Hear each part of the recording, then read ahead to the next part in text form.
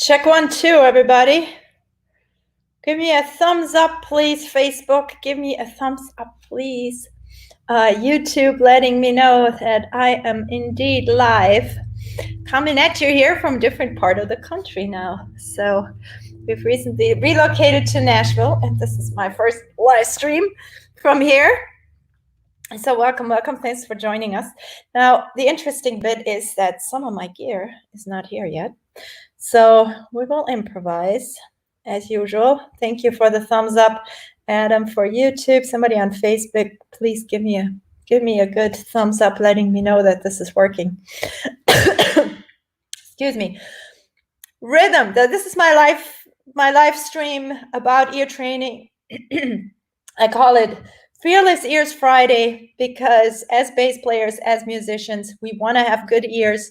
Training the ears is often done using apps or, programs that might feel a little bit disconnected from what's actually happening for the music. And I aim with my ear training programs to fill in that gap. I have an ear training course going on at eartraining-course at arisbassblog.com. You can find out more about that. But I have also added something new now, that is an ear training practice group.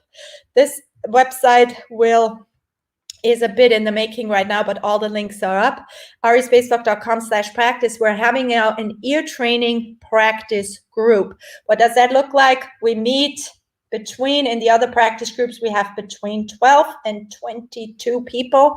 We meet on Zoom live and we practice together. You get access to new material every single week. I put it in as a nice course layout. So essentially we practice together, but there's always a very concrete homework. What exactly do you practice? How do you practice it? And I give you sound files and PDFs and text and a video of every single session. So people have loved this new format. It's a new way of studying with me, and we're now entering the second round. There are a couple of practice groups running already, and now we're adding one on ear training. So if you are interested in that, please check out arisbassblog.com/practice and look for the ear training group.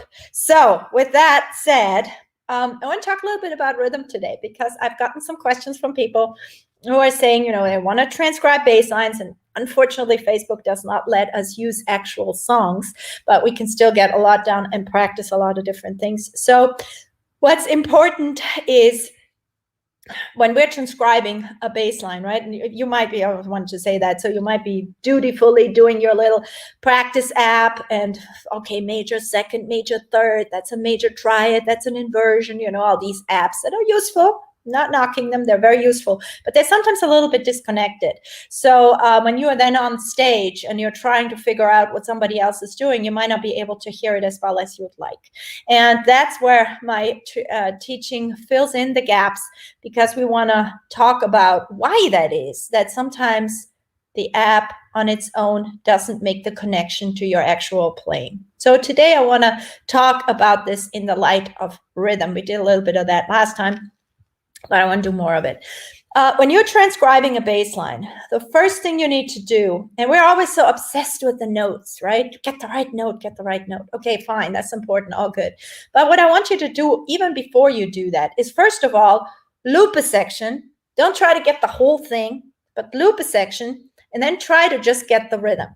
For example, and please, guys, I need, because of the way I'm set up, I need a thumbs up that you're actually hearing this track. Please, if somebody would just give me a thumbs up. Can you hear this? I can't tell. No, you probably cannot hear this. I'm going to set up loop back. Okay, you cannot hear this. Is that right? So I'm going to go to the comments here. Can you guys hear this track? You can.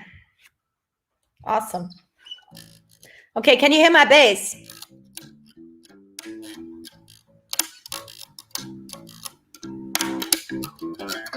Can you hear my bass? Somebody let me know. Can't hear, no, yeah. I was afraid of that. Okay. Just stop this here. I can improvise. It's all good. That's what musicians do. I can improvise. Okay, so I don't have the track available, but I have, and we literally just moved. I'm in a completely empty room. Look at that. Completely empty room. Our gear is still on the way. We just moved to Nashville, so just arrived here a couple of days ago. Let me get a metronome going here because we can improvise. Metronome. All right. Y'all can hear that? Rob Michael's here. My good buddy from Vallejo. Okay, the bass is only acoustic sounding because I haven't figured out loopback yet into StreamYard. Let me see if I can fix this real quick. Rob, help me out. Oops. Rob, help me out. Can you hear this now? Can you hear it now? Okay, Mac microphone. That'll do it. I need to go into my loopback.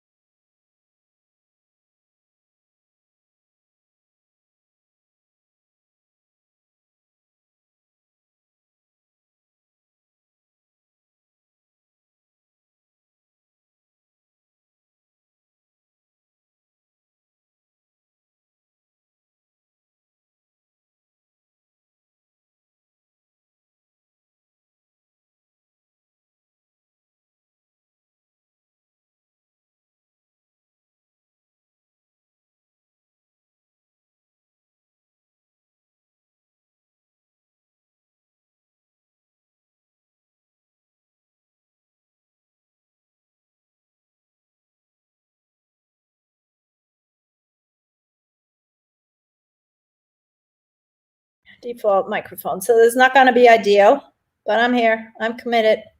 I'm doing it no matter how. Okay. Are you having me back, YouTube? You can hear me now, though, right? Can you hear me? No, phantom power is not the issue. That's a good question, though, Chris. Thanks, because I sure have done that. But I am on a Apogee 1. Can you hear you? There's your mic. Okay. Am I tapping at the mic right now? Can you hear that? Can you hear me tap the mic? But you still can't hear the bass. Is that right? Bass is just in the room. Thanks for your patience, guys. Bass is just in the room. No, okay. All right. Okay, I'll do it with clapping and the metronome. We can do anything. We can totally pivot on the fly. So what I want to demonstrate is when you first hear a bass line, right? Let's say you want to try to figure out the bass line, and hopefully with the visuals and seeing it and playing real loud, you can hear. It sounds great in my headphones. So acoustic bass. Yeah, I know. Well, but you can hear the notes, right? I will slap so you can hear it. Okay. So what we want to do is talk about when you hear a bass line, right? For the first round. Then when you want to just get the gist of it. When you I'm just glad my internet is set up, Chris. We are really fresh here. So we when you are trying to figure out a bass line, one really good approach is trying to just hear where the beats are. And we're always rushing to the bass and want to get the notes, and that's always our first big concern. But I recommend you just take a step back, maybe loop a bar. If you have a tool like Transcribe or Audacity, that's a free program that helps you see the sound file, so you're not fiddling with the little arrow on YouTube and trying to get it to exactly the place where the bass line starts, for example. So what you want to do is you want to just clip a bar, maybe. Let's say a bar, and loop it. Or just a little section. And the first thing you do is you try to find the beat. You try to find the beat. So that is the first thing you do. And then more often than not, you will have 4 beats to a bar.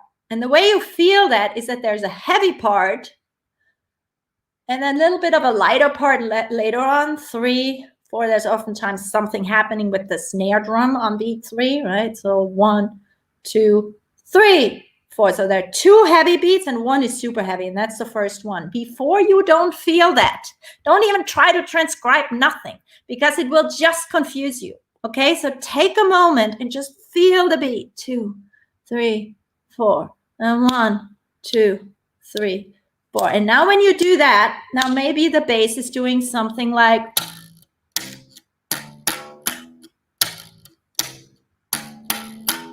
1, 2, 3, and 4. Now, you might be worrying about the notes, right? But before you even go into the worry of the notes, try to just get the rhythm. And I always recommend get the rhythm without the pitches. 1, 2, 3, and 4, right? So the important thing is that you can isolate every single one of those 4 beats, and that you can hear, does the beat have a note on it or does it not? What I just did was beat, beat, beat, beat, right? I had 1, 2, 3, and 4. So beat 3 had even 2, but on the beat, there was always a note.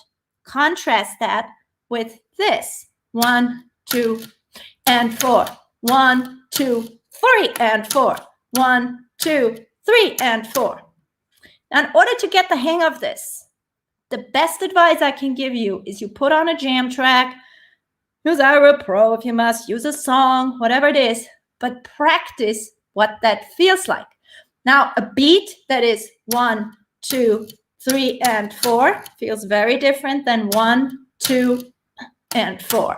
And I'm purposely doing this because you need to feel that there is something there, a rest, where the beat falls, right?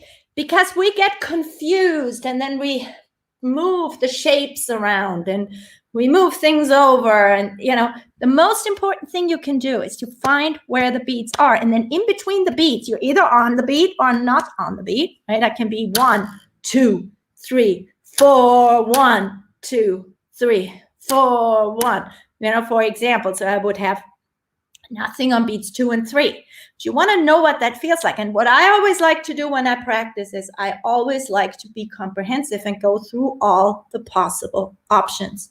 So I could go, well, what does it feel like if I have, okay, this is 4 beats. Let me just see. I can set this 80. It's tempo 80. Do y'all hear that? I think you do.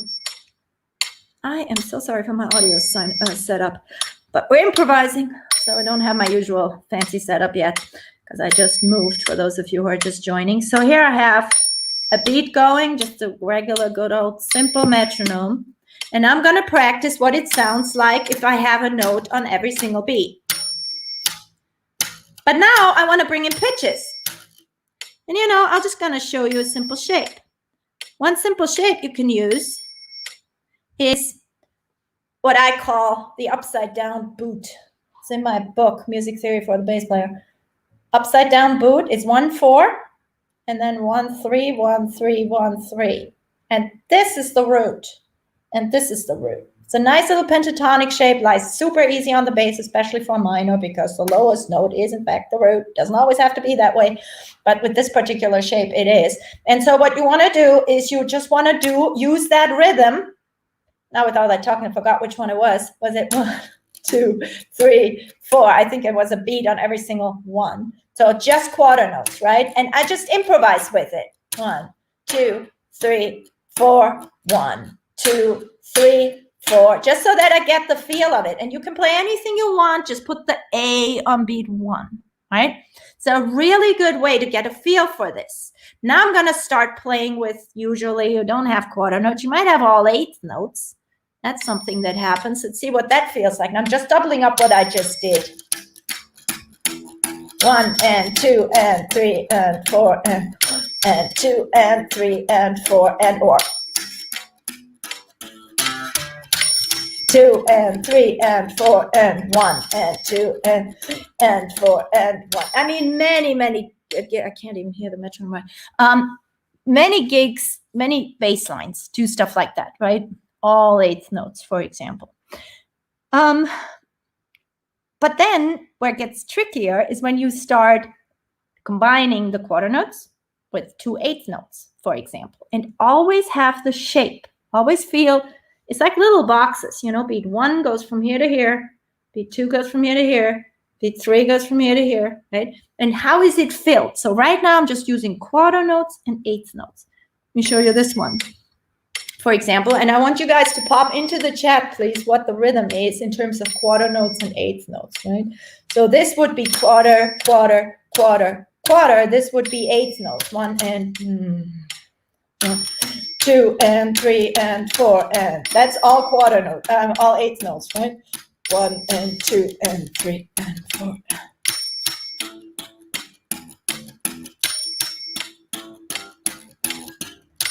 Lots of these groups make a lot of money, right? It's just pentatonic, eighth notes. They just work for so many situations. So I bet you have played them in your own musical life. So now what I'm going to do is I'm going to mix quarter notes and eighth notes. And I want you to pop into the chat, quarter, eighth, eighth, eighth, eighth, quarter, or whatever it is I do. But it has to match up to 4 beats. If you get 5 beats, if you get 3.5 beats, the shape is off. And to me, rhythm is something in your body. It's something that happens in your body. So when you practice these things, you want to accentuate them with your body. You want to bob ahead, or, you know, go 1, 2, 3, 4, and you want to do something physical, because yes, you can count your way through the thing, but if you count it, it's in your mind. And it's busy and it's up here and it's not feeling based. You want to feel it in your body. I don't know if you guys remember those old typewriters, you know, that you were typing and this machine went to the right. And at some point you came to the end of the whatever these things are called. And then you have to hit that lever and it goes, right? And then you build it up again. That's what it feels like to me in the body. It's like beat 1 and 2, then take it down 3, 4, ding, ching, right? And what I do in my improv classes, I let people, because they really want to, when you improvise, we don't want to lose the form and all of that. So it's just be something in your body that feels the 4 beats, right? We say ka-ching every time we're coming back to beat 1.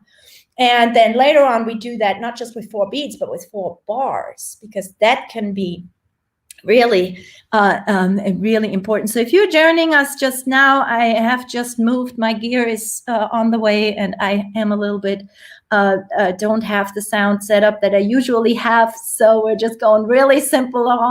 I understand, but you can only hear it in a very limited way, but you know, I'll make do. I'm showing up, I'm here, and by next week I'm sure I will have that sorted out, and we will have everything. Oh, okay, you couldn't hear me talking even. Well, that's not good, but just my bass is just from sound. Okay, so let me give you an example of a 4/4. 2, 3, 4, and I want you to pop into the chat whatever it is I'm doing, like quarter, eighth, eighth, eighth, eighth, eighth, eighth, quarter, eighth, or a variation thereof.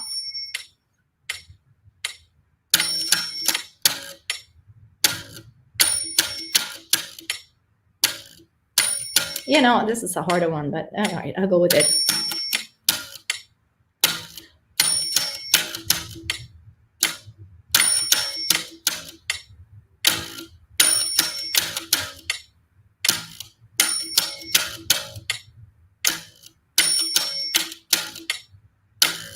What did y'all hear? I'm going to put in a rest there. So I did.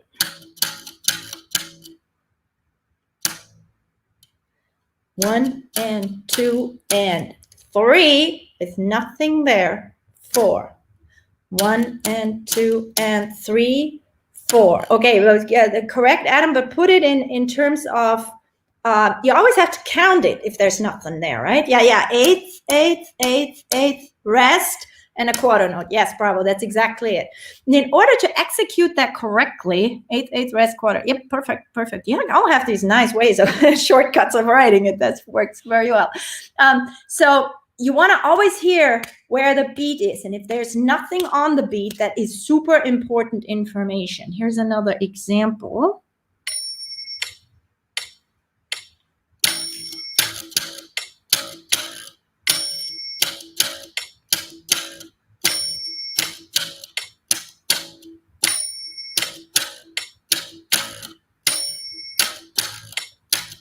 and compare how much, I'll wait until you guys put it in there, how much easier that is to figure out like this rather than when I add pitches.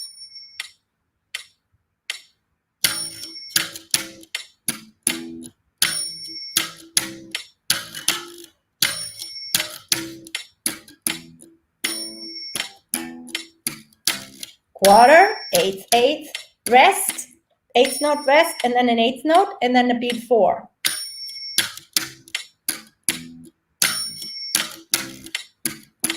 One, 2, 3, and 4, and 1, and 4, and 1, and 4, and